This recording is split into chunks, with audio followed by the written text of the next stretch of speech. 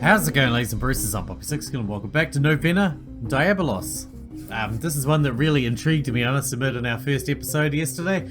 So we are definitely going to head back into it now, because I think we've got a crime scene to investigate, and judging by the fact that our UI has changed, we might actually get to do some actual investigation, which is pretty cool. Let's have a look around, shall we?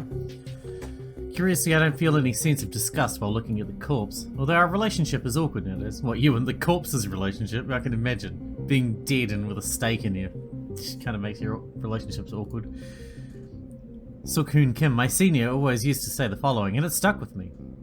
When a PD witnesses a scene such as this, they instinctively think about its relevance and how much weight the case potentially has. Yeah, that's what he always used to say. I think he's right. It doesn't take a genius to notice that this could very well be related to the case I've been chasing all this time. What happened in the past doesn't matter now. This right here is a huge scoop, one that can change my life and put my career as a PD back on track. Alright, time to take a picture of everything that could provide valuable information. I should take a picture providing a general overview of the location first. The cell phone camera flashes. The picture shows the whole lake. Okay, time to take a look around. I carefully approach the scene and take my gloves out of my pocket. It's important to skirt around everything as much as possible to avoid stepping on things and damaging them. Click on the screen to get a clue. Man, I need a clue. The stake? No, the body. Phew. I have to try hard to keep my mouth closed as I look at the cruelly butchered body. The whole body is covered in blood, but surprisingly well dressed. Fancy almost. It just amplifies the oddity and strangeness of the case. I like this kind of interactivity. That's quite neat. I take a closer look at the wound. The body was pierced by something. Went straight through, penetrated and pierced the body. This might be an important clue. I closely observe and analyze the body, making a detailed record of everything. Alright, should I keep looking around? I mean, yeah. I've never seen something painted like that before. A strange symbol. What is this? No matter how long I look at it, I can't figure out what it is. With my curiosity piqued, I take a picture of it. Indeed. Alright, should I keep looking? Yes. There's a doll on the altar. The altar that the doll is standing on is covered in blood. A terrifying sight, representative of death. Did the man put that there? I take a closer look at the doll and finish recording the evidence. Newspapers? I find a small notebook that stands out among the books. There's a suicide note scribbled inside of it. That is not a fucking suicide. No one's able to stab a stake directly into their own heart. Right? A keyword sticks out. The victim was overwhelmed and obsessed with something until the very moment of death. Maybe if you're crazy. Maybe that would do it. Something that led them all the way here. I feel uneasy at the thought and get goosebumps all over my body. I make sure to record my findings. This? There's a whiteboard with strange characters written on it. No matter how hard I try, I can't figure out which language this could be and what country it's from. Is that even an actual language? Is this some sort of coded ciphertext? If it is, who's supposed to interpret it? I can't say right now. I copy what's on the whiteboard, writing it down. Alright, should I keep looking around? Alright, that's enough evidence. Doing my best to calm myself down, I take a look at the pictures on my phone. I browse through all the gruesome pictures on my phone. Browsing through all the gruesome pictures on my phone feels weird, sorry. It's a weird feeling knowing that these pictures might lead me to the biggest scoop of my life. I put some distance between me and the scene. I stayed strong up until now, but I'm starting to feel nauseous. I should get out of here before it all becomes too much to handle. With my phone still in hand, I turn around. I just want to mention how good the translation is. Being a Korean game, the translation is fantastic. Considering the Midnight School Walk one we did like the day before yesterday, the translation was not good. This stands out as being really good by comparison, you know. I abruptly came to a halt. Oh crap. There's someone behind me. Who is it? Don't tell me the culprit's still. I concentrate really hard. I can hear something that wasn't there before. Damn it, I can't just keep standing here like this. It's not just me who's standing still. The person behind me doesn't appear to be moving either.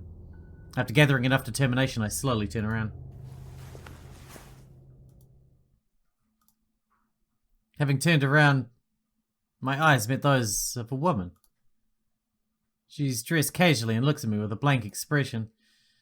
There's nothing about her screams, "Cruel murderer." I relax a bit.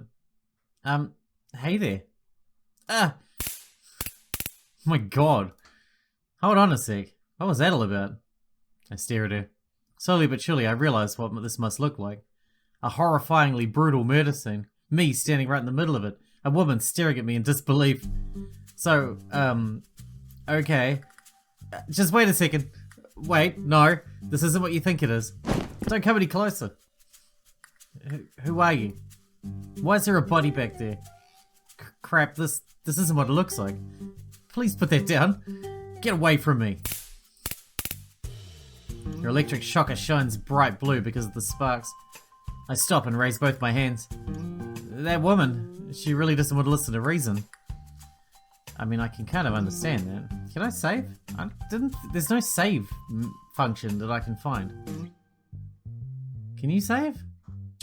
What if you can't save at all? Talk to her, don't take a closer look at her. I mean, that would be alright. I think we should definitely talk to her though.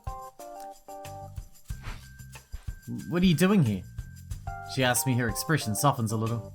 Well, I'm a PD, an investigative reporter, and I'm a little more relaxed now. I let out a weak sigh and reach inside my pocket. I should have a business card here somewhere. What kind of stunt are you trying to pull? Of course you did that, you put your hand in your pocket. What are you doing? Oh, damn! Ah! What feels like an eternity, the shock coursing through my whole body slowly fades.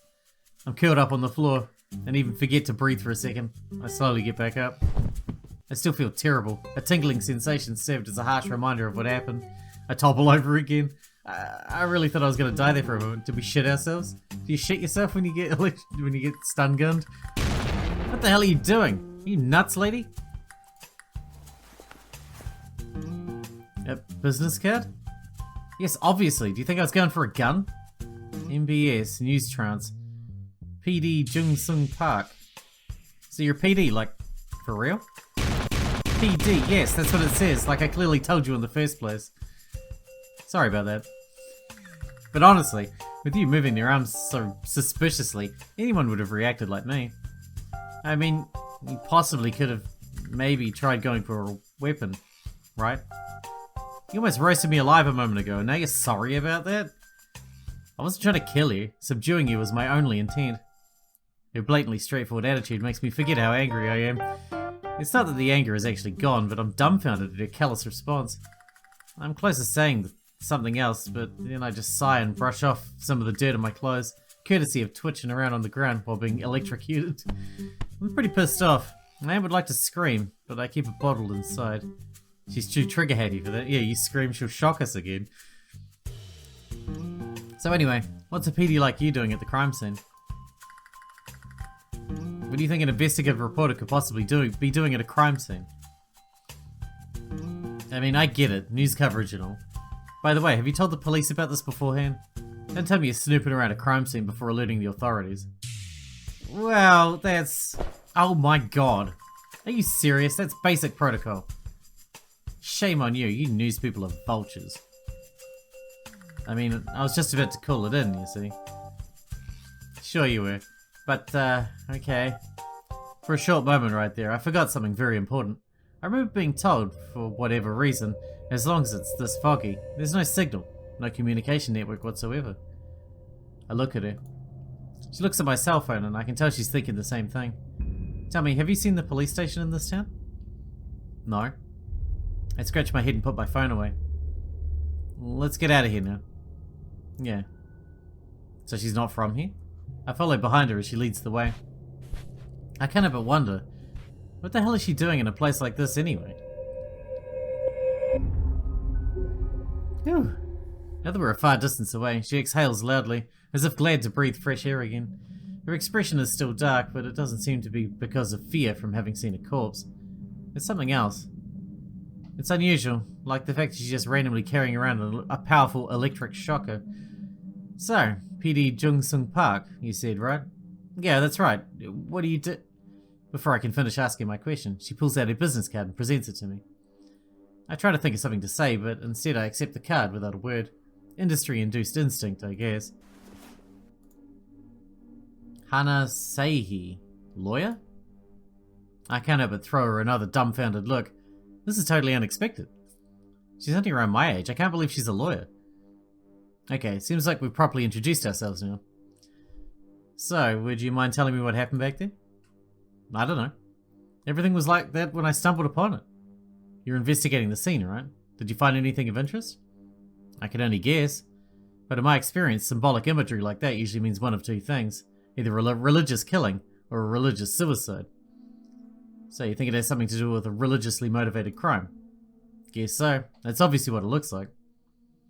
No need to be a smartass about it. I shrug my shoulders in an attempt to not let her drag down my ego. She's silent for a moment.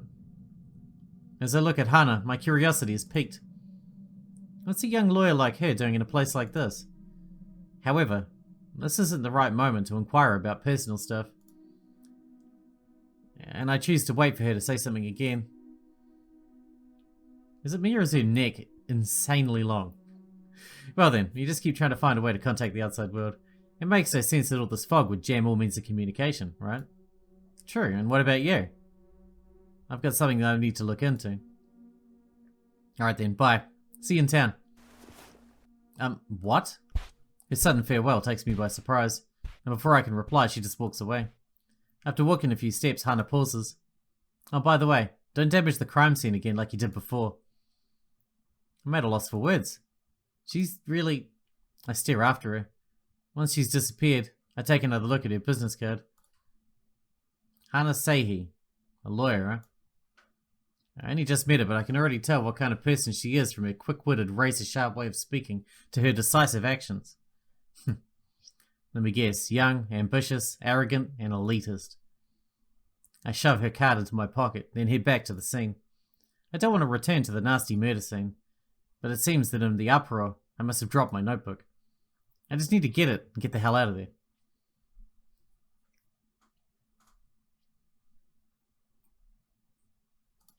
Now there's another person here?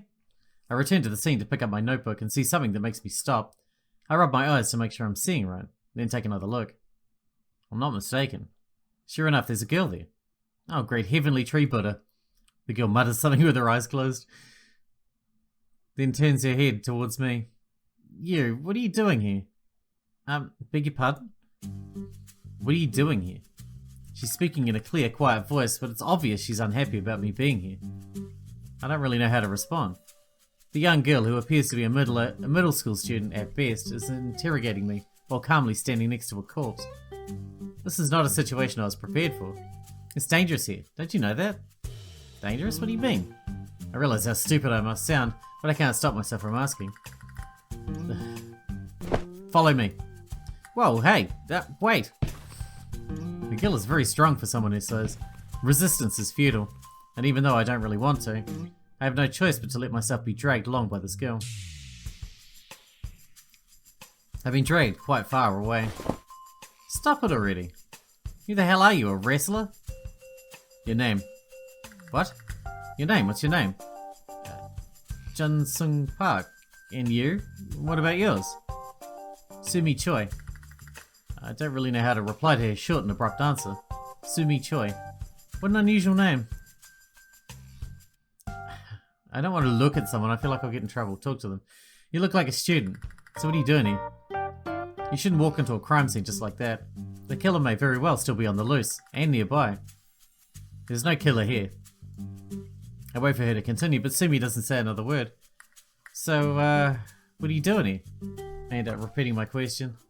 I have to say, she's a little difficult to deal with. There's something blooming, right in this village. Something is blooming? Hey now. Don't just stop there. Please tell me what you mean. You're gonna die here. Huh? If you want to live, get out of here. I stare at her in disbelief as she walks past me, and barely manage to catch up to her. Hey, I need to know what you mean. Why am I gonna die? This is an abnormal place for the soul. Abnormal for... I'm sorry, what? Just let it go. Huh?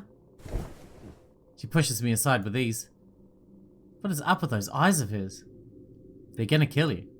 Who, the other guests? I've warned you. Quite clearly, I might add. Speaking in a quiet, concise voice, Sumi disappears. I look at the spot where she was standing at just a moment ago. Although our conversation wasn't a long one, I'm utterly exhausted. What the hell was all that about? I'm gonna be killed? By them? I feel like I'm the weak kid everyone's ganging up on. I really can't stress how much I hate this place. Too many strange people in one spot, all of them with a weird aura. Something's definitely wrong when talking to a harmless girl feels this uncomfortable. What makes you think she's harmless? Okay, I have to keep it together. I have nothing to fear from a couple of backwater village weirdos. That's condescending. I'm a backwater village weirdo. I shake off the feeling of uneasiness and start walking. I'm exhausted. First things first, I need to get out of here.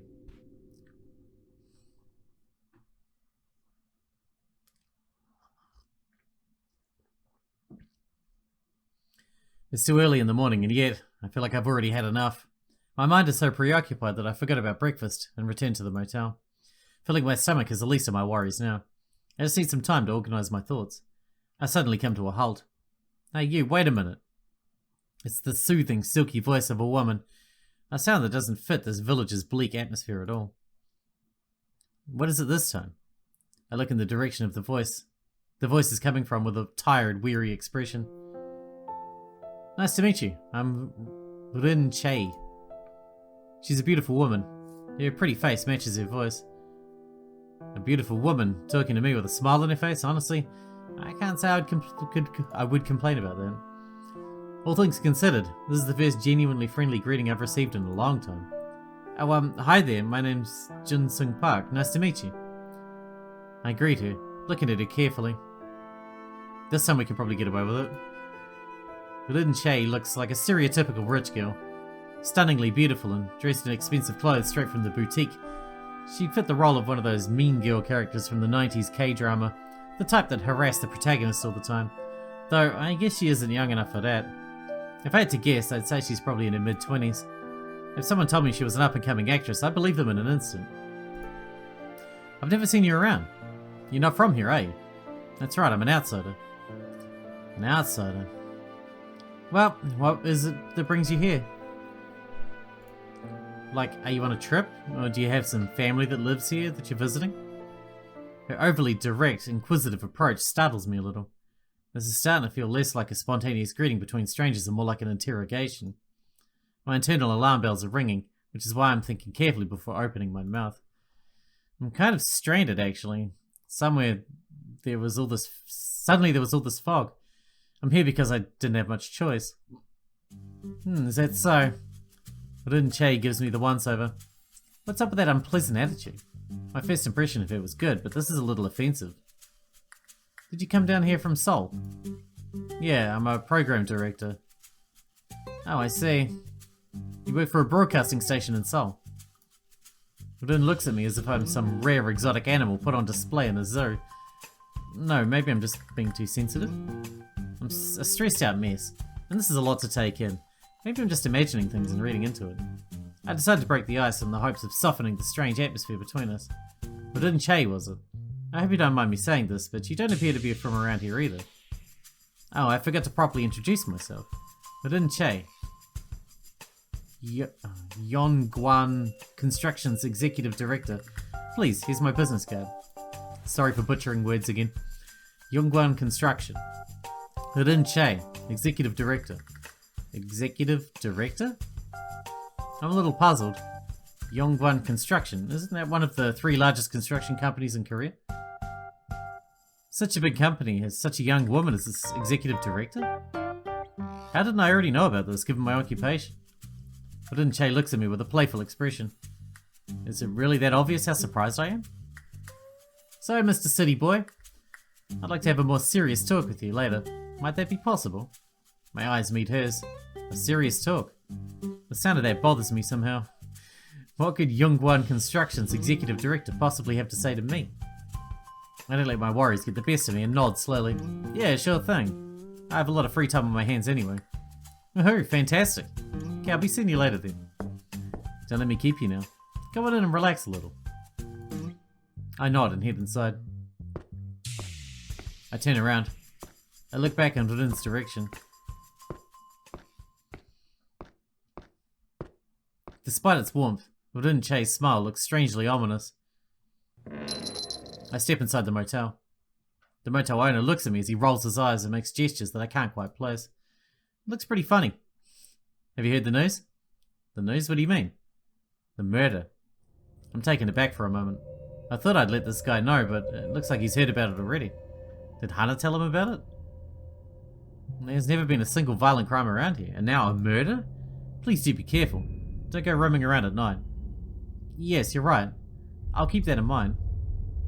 Great, great. Well, don't worry about it too much, though. After all, where can a murderer hide in a town this small? Some very diligent people from this town are already hard at work searching for whoever did it. They'll find the culprit soon enough. The motel owner's words make me think. If the townspeople are trying to deal with this on their own, that must mean there really is no way at all to contact the police around here. Chasing after a murderer like that and venturing out there is dangerous. How should I respond?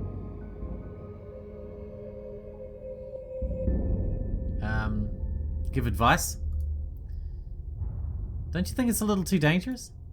I think it'd be better to wait until the police can get here. The fog should clear up soon, right? Haha, this guy right here. Do you really think it's possible to live life and ignore the fact that there's a killer on the loose? It's better to catch the murderer quickly and restore order. You're so lax about it. Man, who's to say it won't be you next? Oh, it sounds harsh, but he has a point, albeit a strange one. I'll try to find the right words to argue with him, but then I stop myself. I was just a thought I had. I'm sure things will be fine. You still seem quite relaxed, considering the circumstances. I look at him with a puzzled expression, but he just stares at me with a face I can't read at all. What's his deal? I feel weirded out all of a sudden. So much so that I choose not to say anything else. I just walk straight past the counter. I have a strange feeling about that man, and it isn't the first time either. I make my way up the stairs and then stop. A girl who's looking out of the room, of the end of the hallway. I make eye contact. Another new person. I'm honestly surprised by how tall she is. I'm not a particularly short guy, and yet I find myself having to look up. For a moment I wonder if she's a famous model.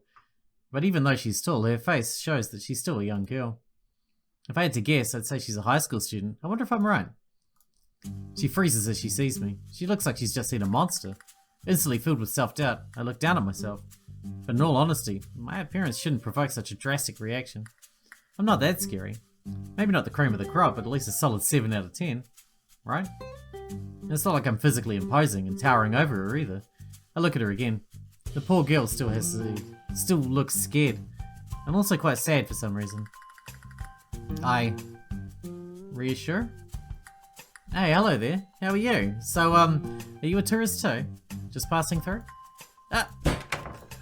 For a moment I just stand there in disbelief and stare at the door that was shut so suddenly. What the hell? Did I say anything wrong? I feel like there's a big misunderstanding here, but I don't really have the time or the energy to clear it up right now. I just shake my head and make my way towards my room. I'm not a fan of self-pity, but I've really been through a lot. It's still really early in the morning, yet I'm already exhausted. I feel like I'd have no trouble falling asleep on the spot. I walk out into the hallway with slow steps. Oh. Wow, that was close. I almost bumped into her. Is she staying here too? Seems plausible. Why else would I run into her here of all places? I should probably move out of the way. Left? I turn to the left. At the very same moment, she moves in the exact same direction as me. This time I turn to the right. She moves in the exact same direction as me once again. What to do? How do we ever make it this far as a species? I take a small, clumsy step back. Hey, what's up? Oh, yeah, hi. Most awkward greeting ever. How super strange for both of us. This whole situation is painfully weird. Conversation? I squeeze my body against the narrow hallway's wall and make a gesture signaling her to move past. I can't help but stare at her as she walks away. That's not a conversation. I don't know how to properly put it in words, but she exudes a very strange aura. There's something about her that's almost calming, yet at the same time, magically magnetic. I open my mouth without even realizing it. Hey, I'm Jun Sung Park, and my name's Nadi Lee. So, what brings you here? Well, I was on my way to a nursing clinic and I got lost in the fog. A clinic? Is there something that ails her? Now that I think about it, Nadi does look as if she's lacking energy. And what about you? Oh, I'm a PD. Here's my card. News PD? That's right. It's a program called News Trance. Isn't that a really famous show? Oh, it's Trace, sorry. News Trace. Oh, so you've heard of News Trace? I like the idea of News Trance, so that's like a drug. That gives you all your information. You take the drug and it's like, fills your head with psychedelic current events. I obviously know she has, yet I still ask for confirmation. It's one of my bad habits, I just can't seem to shake. Of course I've heard of it. What happened that would bring you all the way to here, to such a remote place? I was on my way out here to gather information for a story I'm working on. I don't mention the words mass disappearance, no need to say more than I have to for no reason. I was travelling by car, I got lost and stuck here because of the fog, just like you. Oh no, you must be very busy. I hope this doesn't cause you too many problems with your job. Well, there's nothing I can do about it. With things being how they are, I guess all I can do is take an involuntary break. I catch myself smiling for no apparent reason. An appropriate response, well suited for a casual conversation. But I wonder if I should be so open and casual. Come to think of it, why did I call out to her in the first place? Oh, I hope I'm not keeping you from something. No, not at all. Well, I wish you good luck with everything, and a safe trip. Oh, yeah, thank you very much. I'll leave you to it then. She looks down at the floor shyly and walks to the other side of the hallway. How strange. I'm not acting like myself. Usually I'm a lot better at talking to people. I watch Nadi as she leaves and return to my room, confused about what exactly happened just now. It's evening already and the sun is already starting to set. My whole body feels weak, and looking back at the day, I realise in retrospect that I haven't eaten anything so far. I decided to head for the restaurant the motel owner recommended, so I can have at least one nourishing meal. The very recent murder is already a hot topic of discussion at the restaurant. There's just one thing that strikes me as strange, which is the people talking about the murder don't seem very scared. There isn't any fear or confusion. People are talking about it in a nonchalant manner. It's like listening to a bunch of bad actors, utterly incapable of portraying emotions in their lines. The next door neighbour just died, and it's a really small town.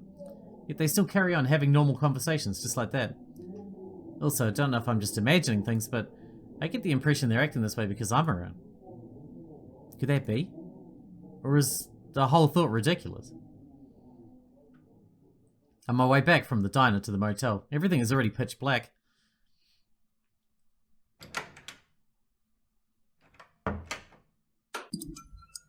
That's a great effect, I like that. It's been a long day. I quietly complain and hastily throw off my coat. I sit down and look at the pictures I took with my phone. Looking at the mangled corpse, it looks as bad as it did earlier.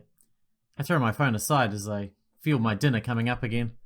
Sure, as a PD, it's exciting to catch a big case like this, but it doesn't make witnessing something this horrible any easier, and it's enough to tire me out emotionally.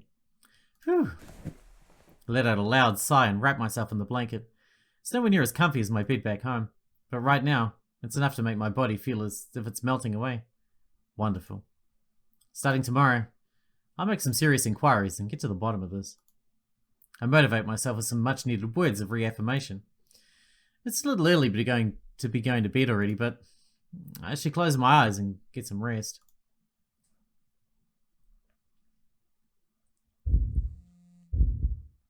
Uh-oh. I open my eyes and feel like I just woke from a terrible nightmare. My heart is pounding in my chest like crazy, so much so that it really hurts. I hold my chest tight and take a deep breath. A cell phone. There's no signal in this place, meaning phone calls shouldn't be working. I don't remember setting an alarm, but for some reason the phone's ringing. I fumble around with my phone and reach out to grab my phone, but I can't find it. I wait for a while. As my eyes adjust to the darkness, I can see the phone next to the bed. The screen isn't visible because it's turned upside down. What time is it? It's 6:66? That's not a time. A time that should not exist is displayed on the cell phone. I feel so startled and uneasy that I toss my phone to the side. I look around the room. It's hard to see anything, really. It's a dark room, so it's only natural not to see the surroundings, but something feels different.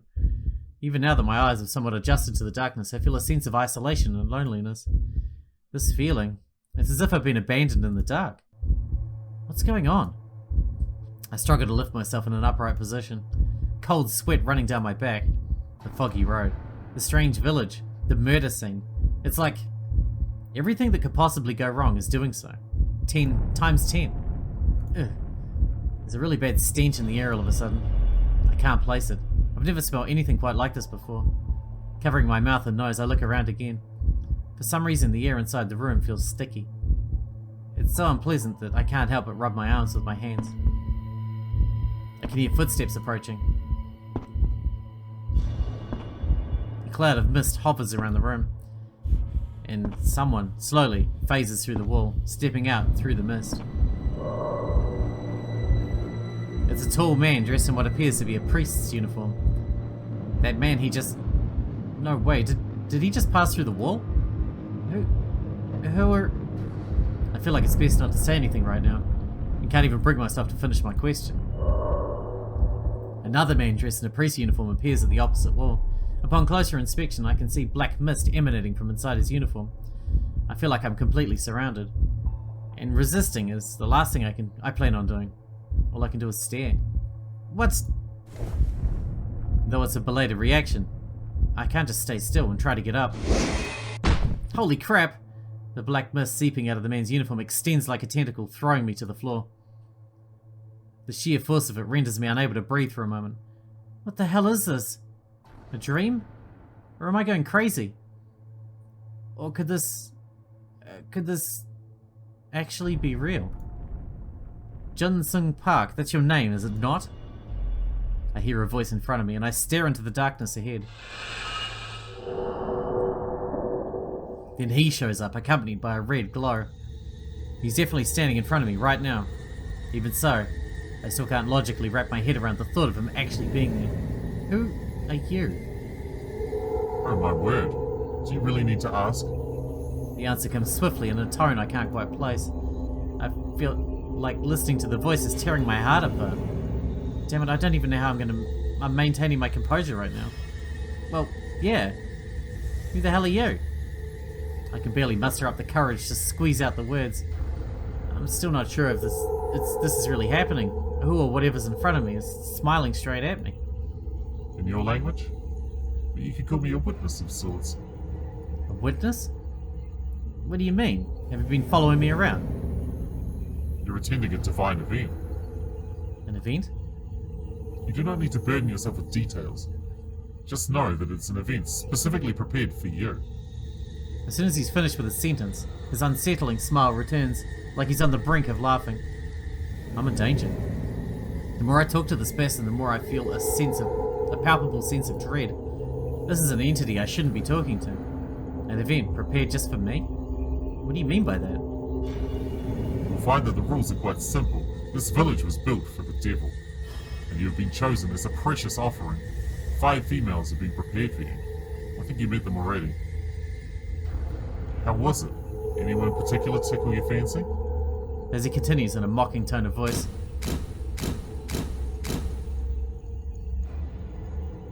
I can see their faces passing me by in my mind. The woman I met by chance this morning. No way, could he really be referring to them? Spend some nice time with them and have fun. You can pick and choose whichever one you like. An offer quite enticing to any man, wouldn't you agree? Every single word of his carries an undertone of ridicule. He's definitely mocking me. Oh, and one more thing to keep in mind. With the exception of one uninvited guest among them, these females are not actually human beings. Wait a sec, what the hell? An overwhelming sense of despair makes me stutter, but he just shakes his head as he walks slowly toward me. Have a look and see for yourself. He puts his hand on my head. Before I know it, I'm standing in front of a door. I know this can't be real. It must be a trick. He's showing me an illusion. But for some reason, I'm deathly afraid of this door.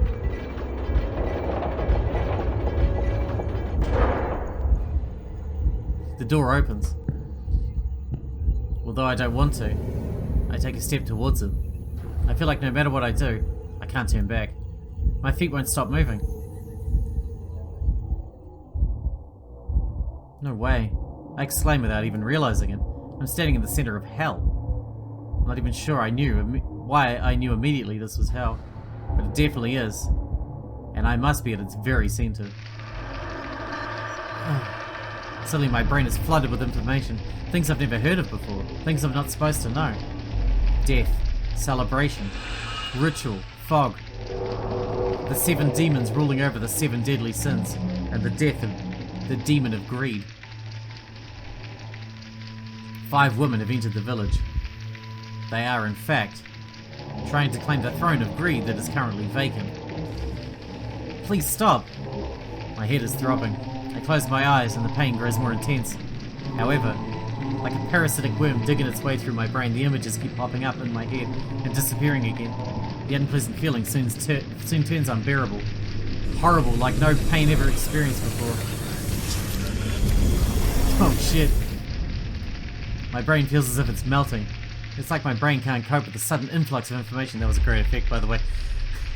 My eyes are burning up and all kinds of disgusting, wicked images flash before me. Wrath, fear, lust, lies, pride, sadness, gluttony, envy, greed, sloth, plague, death, revenge, and there is an immeasurable greed strong enough to devour the whole world. Oh my god, please no! A disgusting sensation, the likes of which I've never felt before, forcefully makes its way up my throat. I can't hold it back any longer and I start vomiting. I jump out of bed, flailing through the air, fall to the floor and roll around on the ground. Getting up once more, only to find the space in front of me empty again. After vomiting so much that it feels like my intestines are about to come out next, I fall to my knees. I shall enjoy this. Let regret fill your every action as you abandon all hope. That is his message. Please heed, relish, and enjoy it to your heart's content. The voice sounds awfully clear, even though my consciousness is fading. After having struggled for so long, I finally succumb to the weakness creeping over me. And with that, we're going to wrap this episode up here, because we're out of time for today very much. But now, the game's premise becomes very clear indeed. 6 days until the selection. Presumably that's our selection of one of those 5 girls to become the new Lord of Greed. Interesting. I like it. I like it a lot. It's very well made as well. The effects and stuff, very impressive. Like it. Anyway, I hope you guys enjoyed it. Thanks for watching. Thanks for hanging out with me, and I'll see you in the next one.